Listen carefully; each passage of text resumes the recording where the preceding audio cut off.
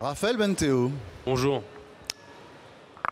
on va passer au cœur de cette émission, Ouais. c'est-à-dire toi, Oh, waouh.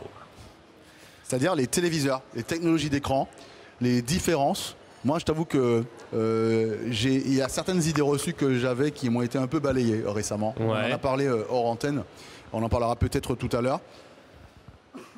Déjà pour commencer, c'est quoi ton travail exactement? Moi je sais, mais parce que... C'est quoi je mon te connais. travail? C'est une bonne question, ça. Depuis 2 ans, j'ai repris la rubrique TV chez Lenum. Et donc, je teste les téléviseurs, les vidéoprojecteurs, les moniteurs aussi. En plus d'animer le Frank Underwood, de dormir. Ton boulot, c'est de dormir, il a dit. Quel enfoirax. J'adore dormir, c'est vrai, Franck. C'est vrai. C'est vrai que je suis rarement à l'heure pour mes lives. Mais non, au-delà de ça, donc je teste les téléviseurs, les vidéoprojecteurs, les moniteurs pour les numériques. Et donc voilà. Alors je teste en labo, évidemment. C'est-à-dire avec des protocoles stricts dont on parlera en détail tout à l'heure. Évidemment, donc on a des protocoles ultra carrés comme d'habitude sur les numériques, évidemment.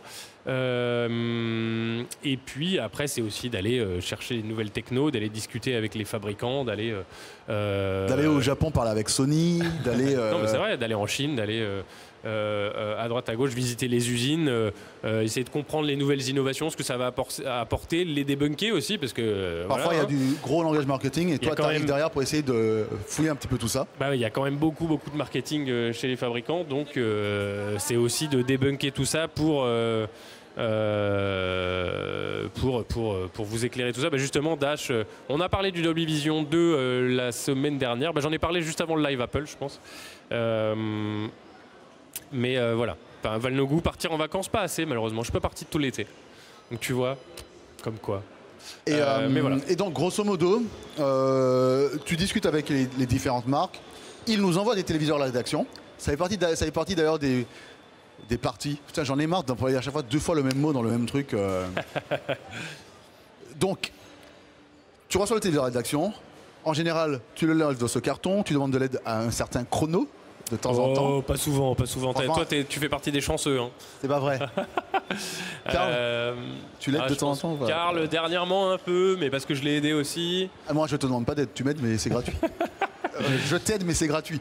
Mais non, faut les déballer. Ça, c'est vrai que c'est très très chiant. C'est la partie la Faut- plus chiante, je pense, de ton faut travail, c'est déballer les déballer, téléviseurs. Ouais. monter le pied et après remballer pour que ça puisse repartir. Ouais, C'est la partie la plus ça, chiante. c'est chiant. Mais après, il y a la partie où, en fait, tu rentres dans le dur, un peu fun, où tu t'installes, t'as ton set de vidéos que tu aimes bien regarder pour avoir un ressenti. Ouais. Tu utilises le téléviseur pour voir un petit peu comment est-ce que ça réagit, les différents OS, ce genre de choses. Mhm. Et puis, il y a la partie test où là, tu prends tes différentes sondes et où tu vas un petit peu évaluer les téléviseurs sur des critères objectifs. Et c'est l'un des mots les plus importants, en fait, dans la façon dont on travaille sur les numériques, Évidemment. avec plusieurs choses. Pêle-mêle, qu'est-ce que tu testes sur un téléviseur? Tu peux tout dire. Tu peux même dire dans l'ordre. Comme ça, c'est encore plus l'ordre. amusant. Ouais. Tu reçois le téléviseur, tu m'appelles, ouais, Chrono, viens m'aider, on va le déballer, mettre le pied. J'arrive, on met le pied, et après, qu'est-ce qui se passe?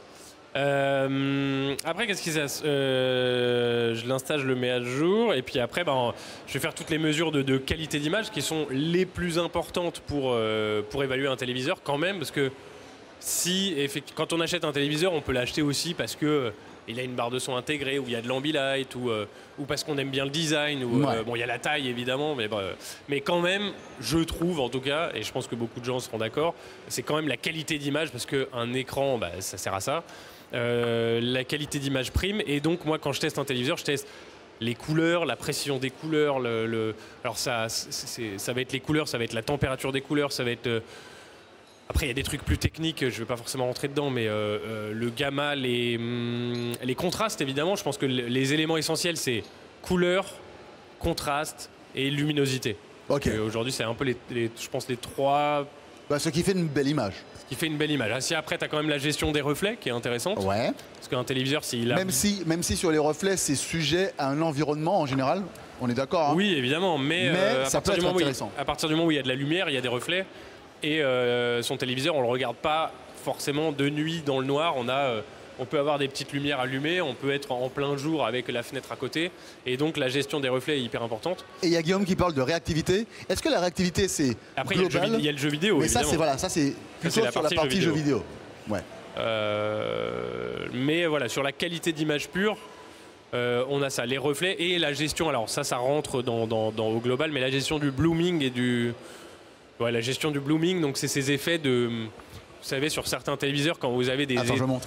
un objet lumineux sur un fond sombre, ça peut faire des effets assez dégueulasses. Oui, voilà, là on a des photos un peu terribles de. Overblooming là. Ouais, je sais pas si on va le voir. Si tu peux peut-être l'afficher en grand, mais bon. Voilà, le blooming, c'est quand vous avez des sous-titres, par exemple, vous avez des espèces de halo blanc autour et qui est assez terrible. Et ça, on essaye voilà. Il y a différentes technologies réagissent différemment avec ce blooming. Et évidemment, l'OLED est le meilleur, mais le mini LED est quand même devient très très très bon. Depuis 1 ou 2 ans, c'est quand même bien meilleur qu'avant. Ouais. Donc voilà, on va évaluer tout ça. Et puis après la qualité d'image, alors on pourra revenir dessus si tu veux plus de détails, mais après on a évidemment la partie jeu vidéo, donc tester la réactivité de la dalle, l'input lag, etc., voir s'il est bon pour le jeu, la colorimétrie en mode jeu également, et après on a quoi d'autre? La consommation, la partie audio évidemment. Voilà, pour savoir si, j'allais demander comment enfin la partie audio c'est une question de puissance, de justesse, c'est avec les mêmes sons qu'on a dans le labo audio. Non, c'est pas aussi complet que sur un haut-parleur, loin de là. C'est beaucoup des tests subjectifs que je vais faire à l'oreille. Ok.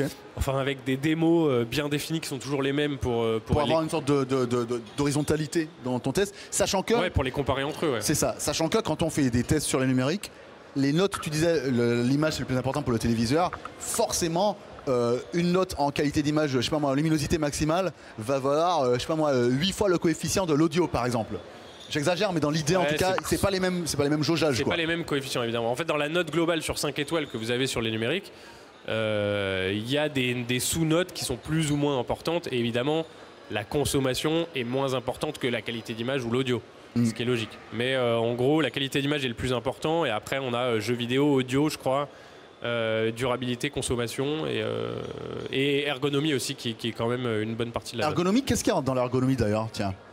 Ergonomie, ça va être le design global. Est-ce que tout est les bordures les bordures, est-ce que tout est en plastique? Est-ce qu'il y a du métal? Est-ce que le côté un peu premium du matos, la télécommande éclairée? La télécommande, est-ce qu'elle est bien? Est-ce qu'elle est ergonomique? Est-ce qu'elle est rétroéclairée? C'est des petits détails comme ça, mais la connectique évidemment à l'arrière du téléviseur. Est-ce qu'il y a 4 ports HDMI 2 points? Est-ce qu'il n'y en a que 2? Des trucs comme ça, quoi d'autre? Et l'OS intégré aussi. Bien sûr, il y a une question de Valnogou qui explique, enfin, il a la réponse, mais il dit, et il a peut-être raison, je ne suis pas certain, je ne suis pas sûr à 100% que tout le monde sache ce que signifie colorimétrie. Oui, non, mais tu as raison, Noam. Et d'ailleurs, cette émission, elle est là pour ça aussi aujourd'hui. Donc alors, encore une fois, il y a plein de gens du chat qui me suivent régulièrement sur Twitch et qui connaissent déjà tout ça ou qui sont technophiles. Mais n'hésitez pas à poser des questions sur les procédures de test, et si vous avez des questions sur les téléviseurs en général, sur les technos, sur comment choisir. Si vous avez besoin de vous acheter un nouveau téléviseur, n'hésitez pas à poser la question aussi. Voilà. La colorimétrie. Et donc colorimétrie, c'est en gros, je pense que si on peut le dire simplement, ça va être la précision des couleurs. En gros, quand un réalisateur fait un film, il le tourne d'une certaine manière. Lui, après, quand il tourne son film, ils ont des écrans de référence qui sont des moniteurs qui coûtent très très cher, qui permettent de savoir comment le film va rendre sur un écran, depuis la caméra vers l'écran. Et ensuite, quand on met un film sur son téléviseur, dans le meilleur des mondes, le film ressemble à l'œuvre originale du réalisateur. Le truc, c'est que si vous avez des téléviseurs qui sont mal calibrés, donc qui ont une mauvaise colorimétrie, ça va être du grand n'importe quoi. Et donc, je sais pas moi, si vous avez une robe rouge à un moment dans une scène, elle va paraître peut-être beaucoup trop saturée, elle va vous arracher les yeux, alors que c'était pas du tout comme ça dans l'œuvre originale. Et donc, c'est important. Alors, il y a des gens qui vont s'en foutre complètement, mais pour nous et puis pour les nerds aussi, pour les pros et pour certaines personnes, c'est bien quand même d'avoir l'œuvre originale, parce que quand vous allez voir un tableau dans un musée, Vous le voyez avec les vraies couleurs. Voilà, vous le voyez avec vos yeux. Alors chaque personne a une perception des couleurs qui est différente, ça faut quand même le dire. Mais quand même, on ne voulait pas qu'on vous mette un filtre sur les yeux pour voir des couleurs qui n'ont rien à voir avec le tableau. Bah, pour un film, moi je pense que c'est la même chose. Et donc c'est important que le téléviseur rende correctement l'œuvre originale voulue par le réalisateur. Est-ce que tu as une chaîne Twitch perso, Raphaël Benteo? Betrave, non. Non, quand je dis quand vous pouvez me suivre, c'est sur la chaîne la chaîne Twitch des numériques, évidemment. Donc à 11h30, en général le mardi. Alors ce mois-ci, c'est particulier parce qu'on est à Beaugrenelle. Mais en général. Je crois que tu reprends le mardi là. La semaine pro, c'est mardi? Ouais, je crois qu'il reprend le mardi, ouais. Tu reprends le mardi à partir de la semaine pro parce que moi, de toute façon, je suis pas là les lundis, mardis. Alright. Au bureau, du coup? Au studio? Ici? Ah, bah au studio. Bref, donc voilà, Betrave, en général c'est le mardi. Avant je faisais mardi et vendredi, mais j'ai un peu moins le temps maintenant. Et sinon on couvre aussi toutes les conférences. Souvent c'est moi qui les fais, les conférences des différents fabricants, Apple, Samsung, Google, etc. On couvre en direct les annonces. Voilà. Mais donc souvent voilà, le mardi de 11h30 à 13h30 c'est moi. Et un jour peut-être une chaîne Twitch perso, mais bon, c'est quand même beaucoup de temps. Et c'est beaucoup de temps et puis pas forcément... économiquement parlant, c'est quand même compliqué Twitch, faut le dire. Donc voilà. Mais bon, peut-être que de temps en temps, je me mettrai à faire des lives. Faudrait que je me motive. Ah, en fait, il dit qu'il est cinéphile et il trouve que le plus dur est de calibrer la couleur verte sur tous les téléviseurs. Je sais pas. Non, franchement, ça dépend vraiment d'un téléviseur à l'autre. Quand moi je fais les mesures en labo, tu peux peut-être montrer un test de téléviseur. Peu importe, mais je sais pas le LG G5 ou peu importe. Bah ouvre une nouvelle page parce que sinon t'auras plus celle-là.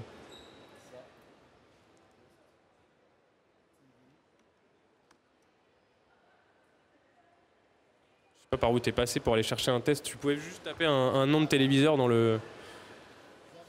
Oui, par exemple. Ouais.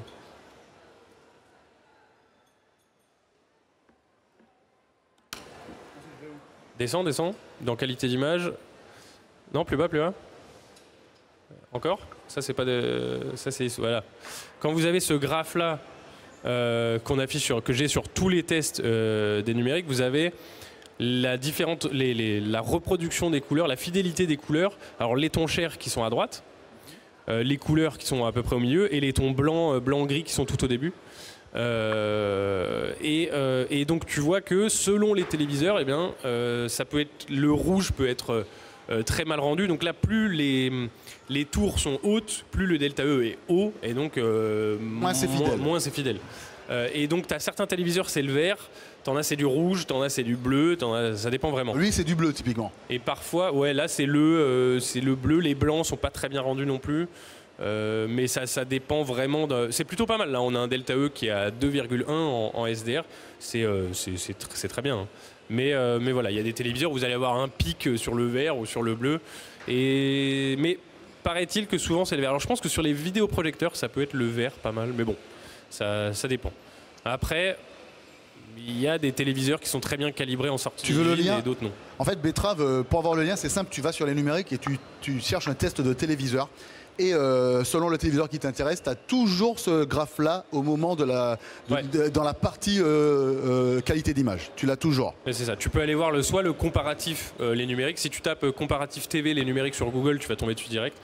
Tu peux taper guide d'achat aussi pour avoir les meilleures télés du moment, enfin les meilleures TV du moment, les bons rapports qualité-prix, les produits pas chers, etc. Pourquoi tu mets un...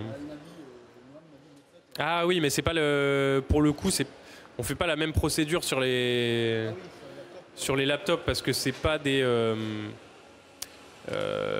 c'est pas sur Kalman. Donc c'est beaucoup plus poussé sur les TV que sur. Ouais, mais c'est parce qu'il voulait montrer le vert, je pense. Là, le vert, il est. Ah oui, d'accord. Ah waouh. Ah oui, tu veux montrer un vert. Oui, là, on a un delta E de 7, c'est catastrophique.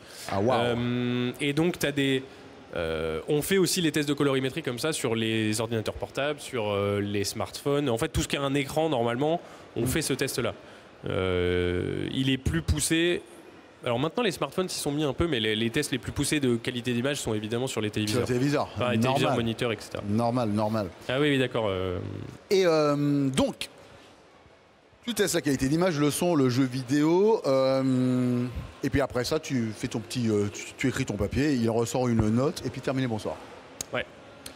Maintenant, on va rentrer dans le dur, c'est-à-dire qu'aujourd'hui, on a plein de technologies. Moi, je me rappellerai toute ma vie un truc. C'est une expérience que j'ai eue avec Pepe Garcia. C'était une des premières interactions que j'avais avec lui en émission. Ouais. Où, à l'époque, je lui demandais, je lui disais... je pensais qu'il y avait une hiérarchisation objective des téléviseurs en fonction de la dalle. Et il m'a répondu que c'était pas vrai. Pepe Garcia m'a dit c'est faux. En fait, Ça paraît bizarre venant de Pépé, mais vas-y, continue. Ah ouais, il m'a dit bah non. Par exemple, moi je disais que à l'époque, moi je disais que l'OLED c'était le must et qu'après il me disait non, détrompe-toi. Il y a et pour le coup il m'avait dit il y a des écrans mini LED. Ça dépend de ce que tu cherches, mais des écrans mini LED qui sont exceptionnels, notamment en termes de luminosité, etc., etc. Oui, bien sûr. Et il m'a mais dit c'était quand ça? C'était il y a quelques temps. C'était il y a quelques temps, mais c'était je te dis, une des premières interactions que j'avais avec lui. Maintenant, je le connais depuis des années, Pepe Garcia. Ah, oui, oui. Et ça m'avait marqué quand il m'avait dit ça. Ça m'avait marqué.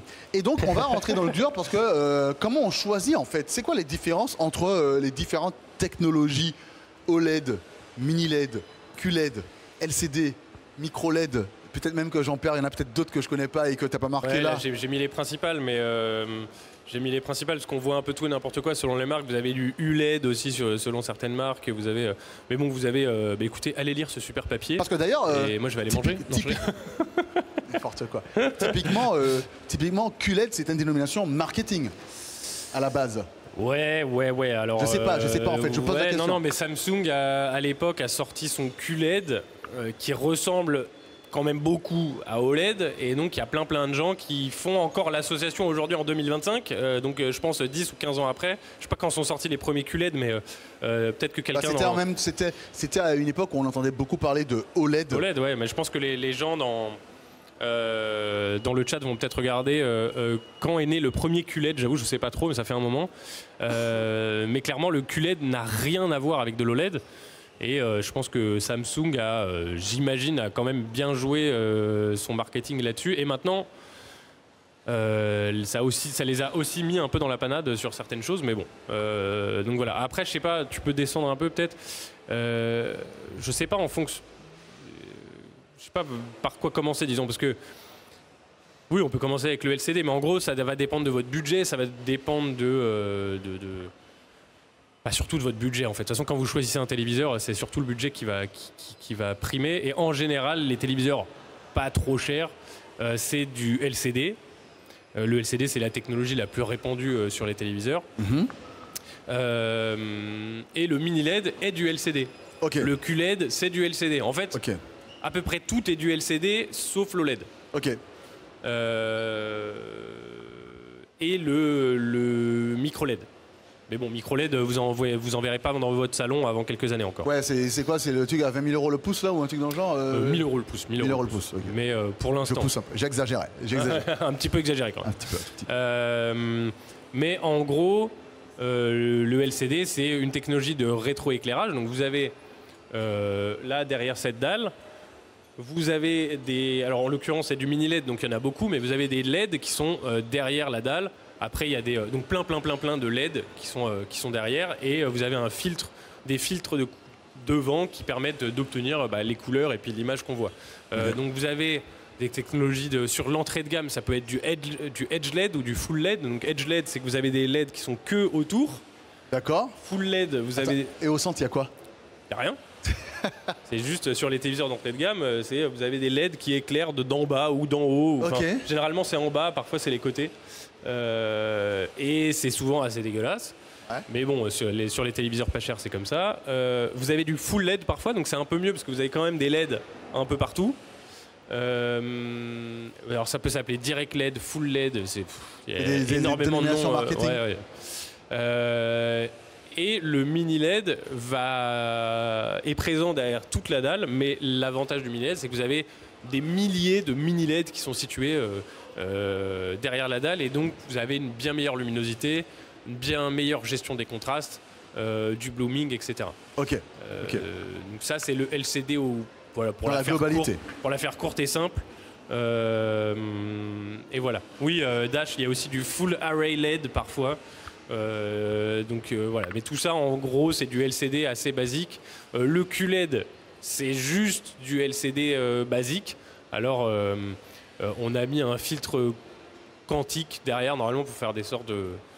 Enfin bon, on a mis un filtre quoi, pour améliorer le rendu des couleurs au global. Mais bon, il n'y a même pas de dénomination vraiment... au niveau international, il n'y a pas vraiment... Il y a plusieurs QLED en vrai. Ouais. Donc, alors Samsung va dire que le leur c'est le vrai QLED, mais TCL en fait aussi. Ou des Quantum Dot parfois sur les mini LED. Ouais. Samsung va dire que eux font les vrais, mais TCL en fait, Hisense en fait une autre. Et ça se ressemble, mais bref, en vrai, ça change pas grand-chose au final pour le consommateur, donc ça, on s'en fout un petit peu. Mais surtout, retenez, pour ceux qui le savent pas encore, le QLED n'a rien à voir avec de l'OLED. Voilà. Donc voilà, je vous avais fait sur ce papier, j'avais fait les points forts et les points faibles de chaque techno. Et voilà, non, remets-la. Le LCD, évidemment, c'est pas très cher en général. Je crois que c'est... Ah oui, c'est LCD, c'est ça. Ouais. Les contrastes sont bien plus limités, la luminosité est assez limitée.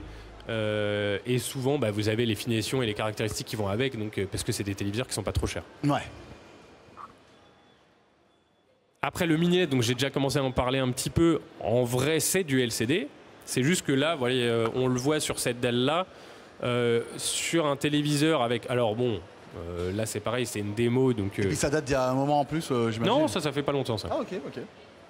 C'était le Bravia 9, donc c'était l'année dernière, je pense. D'accord. Et donc plus vous avez de mini LED derrière un écran, plus vous avez de zones de contrôle. Et donc plus ça va apporter de la précision. J'ai failli me... Ah ouais. Et plus vous allez avoir alors une meilleure gestion du blooming. Là, vous voyez une dalle à gauche qui est du LCD, enfin du mini LED un peu plus entrée de gamme et du mini LED très haut de gamme à droite. Et donc vous voyez qu'on voit déjà beaucoup plus le détail des ombres de ce qui est projeté en dessous. En fait, ça c'est l'image de référence. L'image de référence. Et vous voyez qu'on voit déjà du détail sur les zones sombres, etc. Ça, c'est ce que permet le mini LED. Et donc, vous avez un téléviseur qui est beaucoup plus lumineux. Sur un mini LED, on peut monter à...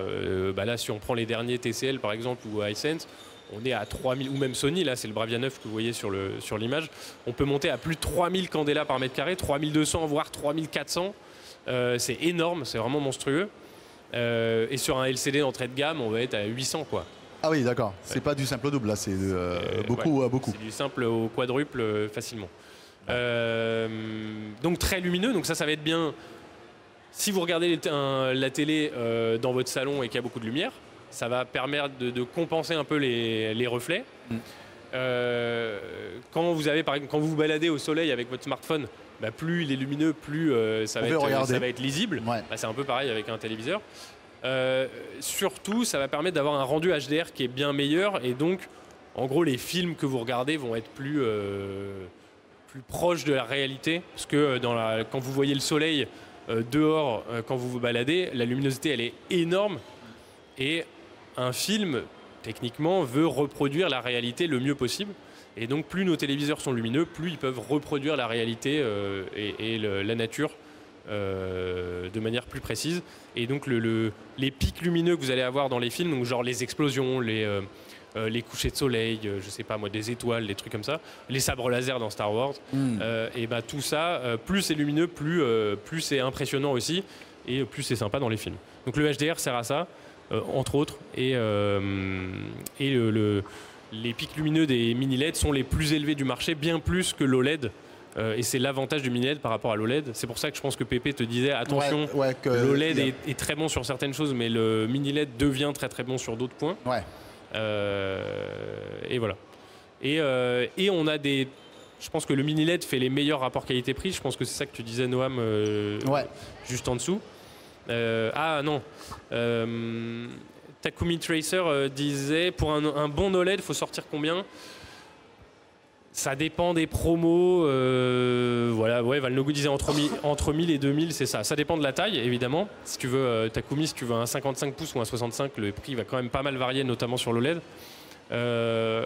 Et donc, tu as des LG, si tu prends le LG C5 il est encore cher parce qu'il vient de sortir, mais le C4 peut-être que tu peux le mettre sur le site si tu vas chercher LG C4 sur un.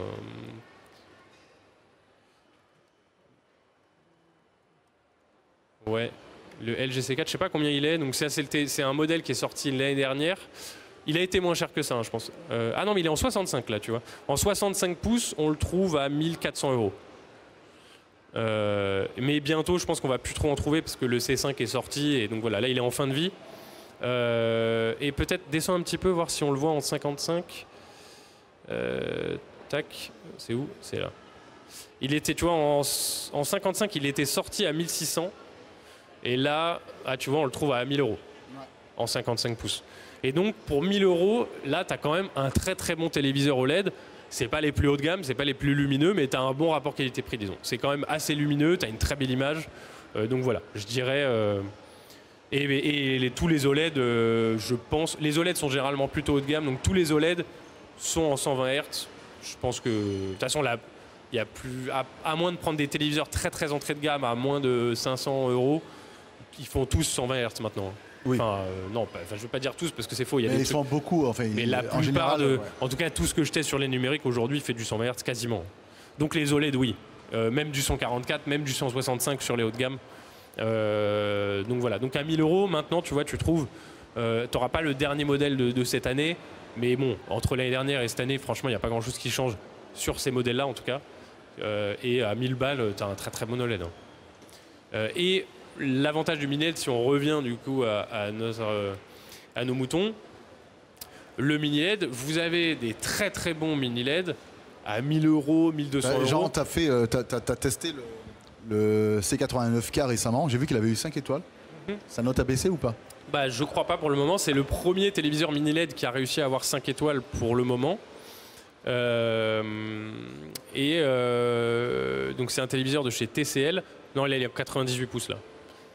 Reviens sur la page d'avant. Le test, c'est sur le 65.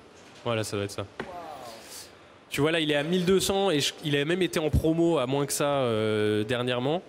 À 1200 €, tu as un 65 pouces, donc pas un 55. En fait, il a 5 étoiles presque partout quand même. Hein.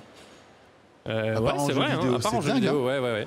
Et c'est vrai qu'il est 3300 candela par mètre carré quasiment. Ouais. Alors c'est pas parfait au niveau des reflets, des angles de vision. Là, l'OLED est toujours mieux. L'OLED est meilleur en gestion du blooming aussi. Ouais, ça c'est ce que tu disais parce que de toute façon, vu qu'il n'y a pas d'émissions derrière. Oui, c'est ça. L'OLED, on n'en a pas encore parlé, mais l'OLED, c'est des petites. C'est comment dire? Je sais même pas quel mot je peux utiliser, mais c'est des petites cellules qui émettent leur propre lumière. Donc en fait, tu n'as pas de rétroéclairage derrière la dalle. C'est directement les pixels. Chaque pixel, en fait, c'est une petite cellule qui émet sa propre lumière. Et donc ça a plein d'avantages au niveau technique, sur la reproduction des couleurs, sur les angles de vision, etc. Mais bref, le mini LED, très bon rapport qualité-prix parce que un OLED haut de gamme, c'est facilement 2000 €. Alors en promo, ça peut descendre à moins, et quand ça sort, c'est plutôt 2005. Là, tu peux avoir du très très bon mini LED. On l'a vu à 1200 € pour du 65 pouces, donc c'est un truc de ouf. Franchement, en rapport qualité-prix, le mini LED fait très très fort, quoi. Voilà. Et donc, je sais pas si on l'a. Qu'est-ce qu'on avait au-dessus? Peut-être tu peux dézoomer un peu.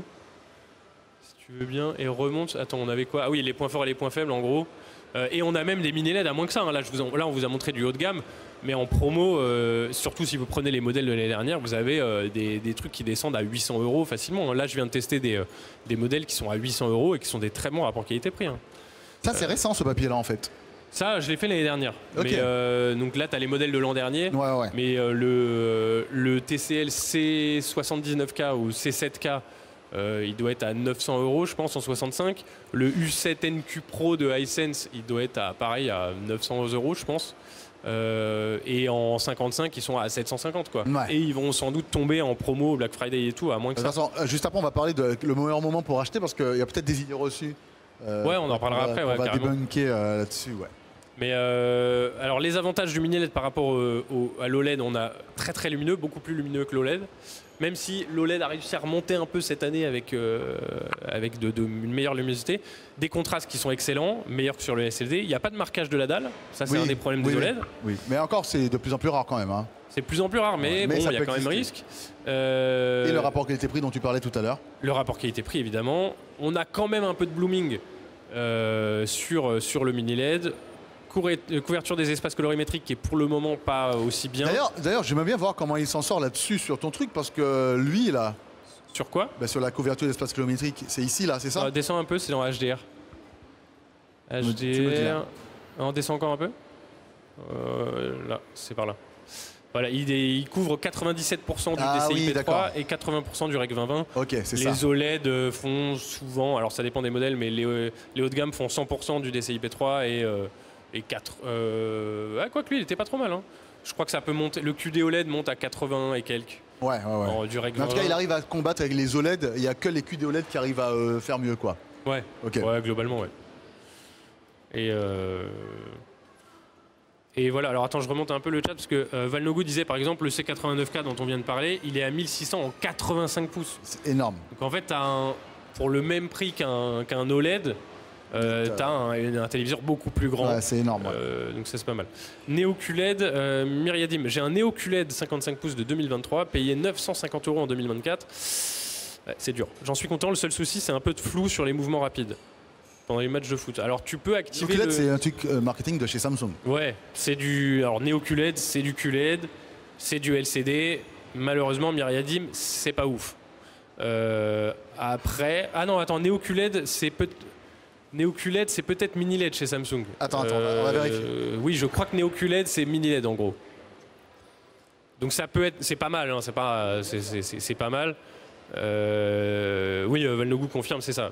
En fait, je me bouffe tellement de noms marketing chez les marques que parfois je suis paumé. Mais oui, le NeoQLED, c'est du mini LED chez Samsung, donc voilà. C'est juste que là, tu as quoi du coup? Un 55 pouces à 1000 €. En plus, les mini LED Samsung sont pas foufou en général. En fait, c'est pas des bons rapports qualité-prix, souvent. C'est ça le problème. Ce que je reproche un peu à tous les fabricants, c'est que les meilleurs rapports qualité-prix sont chez TCL et iSense. Ouais, mais ça, c'est le 8K, donc c'est un format c'est quand même particulier. Ah ben non, mais moi, je passe toujours par Google. Hein. Mais après, il n'y a peut-être pas de papier sur des NeoQLED. Hein. Moi, j'en ai pas testé depuis longtemps. Ok. Mais disons, Myriadim, c'est moyen de gamme, mais disons que si tu avais suivi nos tests sur les numériques à l'époque, non mais après c'est normal, je veux dire, il y a plein de gens qui sont pas au courant, les gens arrivent en magasin, les gens voient des promos, on ne sait pas forcément, il faut vraiment être dans le truc pour savoir que, mais en fait disons qu'à 1000 €, tu aurais pu avoir un téléviseur sans doute bien meilleur que celui-là, en tout cas un meilleur rapport qualité-prix quoi. Mais bon, après voilà, il y a une image de marque, les gens connaissent plus Samsung que TCL ou Hisense, c'est normal. Voilà. En 8K, il n'y a pas grand chose. La 8K, c'est poussé notamment par Samsung, Takumi Tracer. Et en 8K, alors LG en propose aussi, je crois que Sony aussi, mais vraiment, il n'y a que Samsung qui le pousse au niveau marketing. Et en vrai, c'est pas ouf, ça coûte très cher. Ça sert pas à grand chose à mon sens. On avait testé, hein. On avait franchement, même moi. J'en ai testé un l'année dernière. Ouais, tu l'as testé, mais moi, je suis venu avec un œil vraiment de volonté de voir.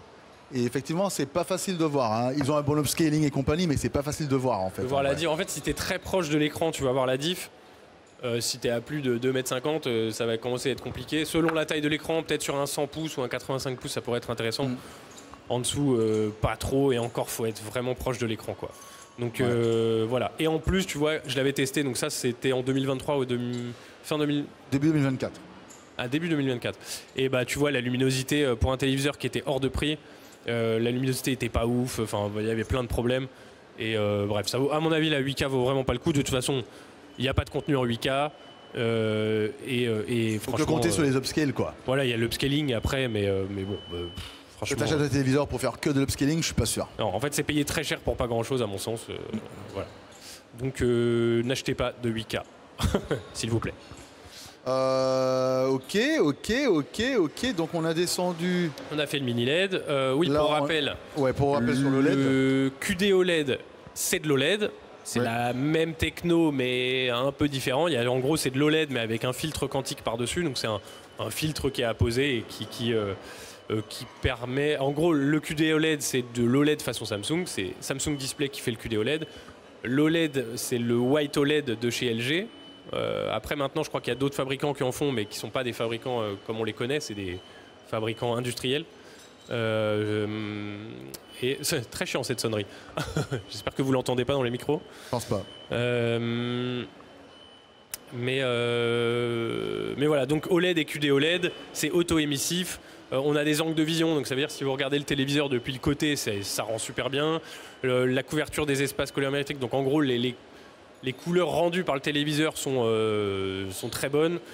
Souvent c'est du haut de gamme, donc de toute façon c'est plutôt bien calibré. Quoi d'autre?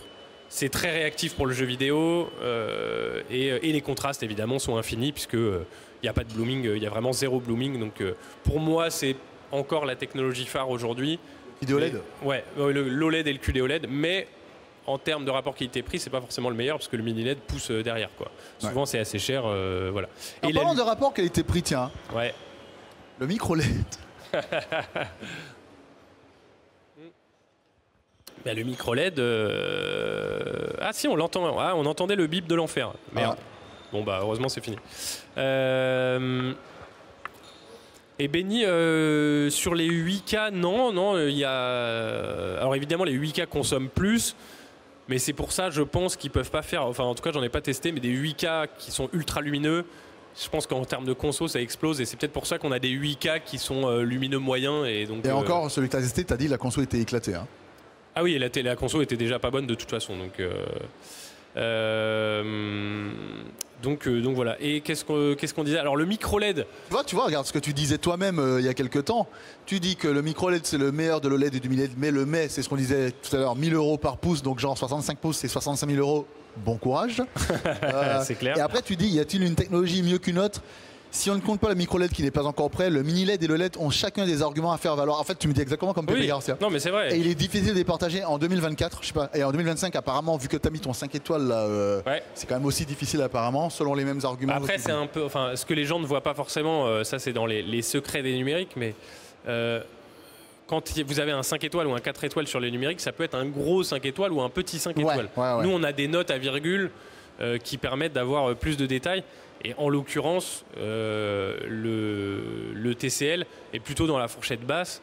Donc les OLED trustent encore le top du comparatif. Les meilleurs téléviseurs de notre comparatif, c'est toujours des OLED. Mais on voit que quand même, TCL a sorti un mini LED qui est très très bon. Et tant mieux, ça fait plaisir, parce que c'est beaucoup moins cher. Et ça, on aime bien. Ça, on aime bien. Quand c'est pas cher, on aime bien. Ah bah oui, j'aime bien. Et donc le micro LED, ce sera normalement le meilleur des deux mondes. On aura vraiment une sorte d'OLED parfait, en gros, qui sera ultra lumineux, qui aura des couleurs de ouf. On pourra faire des dalles géantes de 200 pouces si on veut. Voilà. Alors pour le moment, c'est très cher. Alors de ce que j'ai compris, les ingénieurs disent que c'est pas si cher à fabriquer, mais que les marques et les fabricants aiment bien dire que c'est très très cher parce que comme ça, ils vont pouvoir le vendre très très cher. Ah ouais. Alors on les voit sur les salons chaque année au CES, à l'IFA, on voit du micro LED. On devrait avoir du micro LED commercial peut-être alors certains parlent de 2028. À voir. On aura peut-être des téléviseurs en 55-65 pouces en 2028, mais qui seront encore très très chers évidemment. 4 500 €. Combien? 4 500 €. Plus que ça. Il y a déjà des téléviseurs OLED qui sont à ce prix-là. Bah non, là c'est 1000 € le pouce. Donc fais le calcul, c'est 55 000 €. Non, mais non, t'as dit que ça sera moins cher. Ça sera moins cher, j'espère, mais à mon avis, ça va sortir à des tarifs genre de 15 000 ou 1000 ou 10 000, tu vois. Ok. Mais oui, Valnogo a fait un bon récap dans le chat. En gros, si vous avez un budget limité, partez sur du LCD, c'est-à-dire autour des 500, 600, peut-être 700 €. Mais maintenant, on trouve même des mini LED à ce prix-là, donc à 700. Si vous voulez un bon rapport qualité-prix, le mini LED est très très bien. Voilà, entre 700 et 1200 €, parfois un peu plus. Et puis après, les gros budgets OLED, QD OLED ou mini LED très haut de gamme, si vous voulez un 116 pouces à 20 000 € en mini LED, ça existe. Ou ce 115 pouces là qui vaut 10 000 € derrière moi. Mais voilà. Mais l'OLED et le QD OLED restent encore pour moi les meilleurs, mais c'est cher, quoi. Ouais.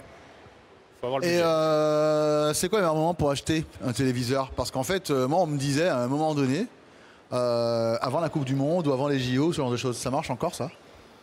Ça marche plus ou moins. Alors de toute façon, j'ai l'impression que les périodes de promotion sur l'ensemble des produits du monde entier, de toute façon, que ce soit les fringues, la tech, tout ce que vous voulez, il y a des périodes de promo tout le temps maintenant.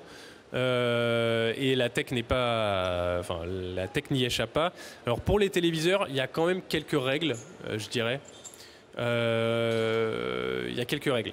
Évidemment, le Valnogu, tu sors. Déjà, je trouve ça faux parce que, alors, on peut parler de D-Labs, même si c'est des concurrents, est un site qui est quand même, d'après la communauté et d'après moi-même, de moins en moins bon.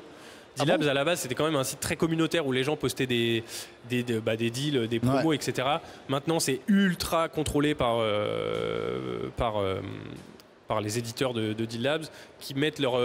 s'il n'y a pas d'affiliation, tu peux plus mettre des trucs. Enfin, bref, c'est quand même beaucoup moins bon et fiable qu'avant. Et maintenant, il y a beaucoup de contenus qui sont poussés. Enfin bref, je ne vais pas faire leur procès, mais il y a beaucoup de sponsors.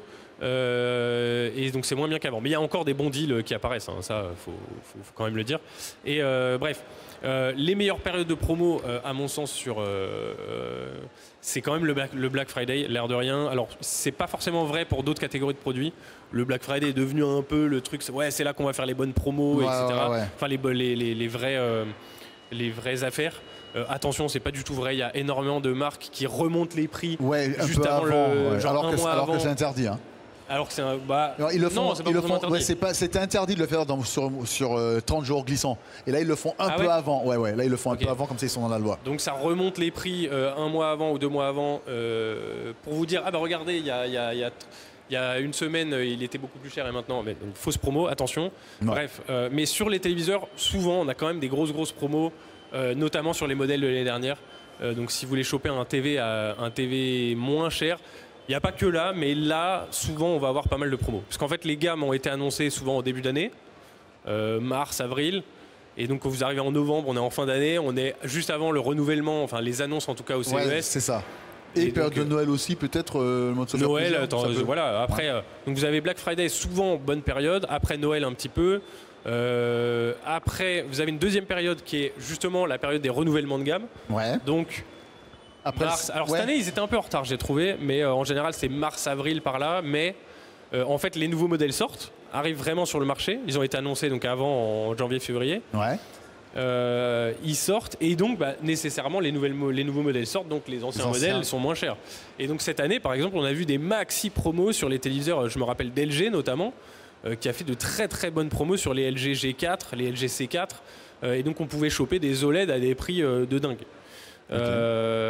Donc il y a cette période là et puis après les soldes évidemment, les soldes classiques chez Fnac, Boulanger, Amazon, etc.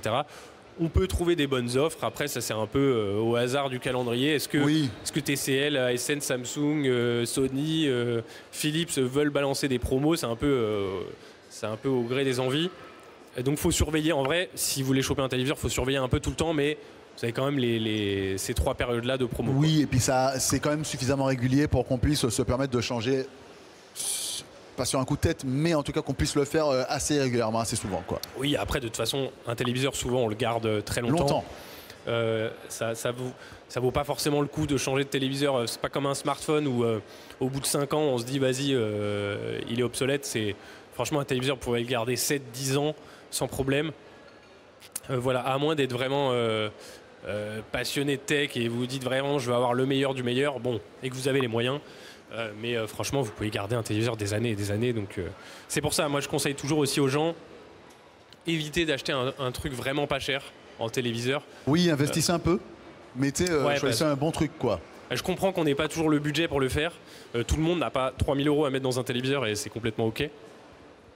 Mais si vous pouvez éviter d'acheter une marque lambda à 300 ou 400 €, honnêtement, c'est mieux. Parce que vous le garderez plus longtemps. Parce que c'est un produit qu'on va garder 7 ou 10 ans. Donc autant essayer, si on le peut évidemment au niveau du budget, mettre 100-200 € de plus, essayer de choper un mini LED à 700 €, tu vois, ou même un LCD, mais franchement autour des 600, 700 euros, au moins on aura un meilleur produit, on en sera plus content, on va le garder plus longtemps. Et voilà.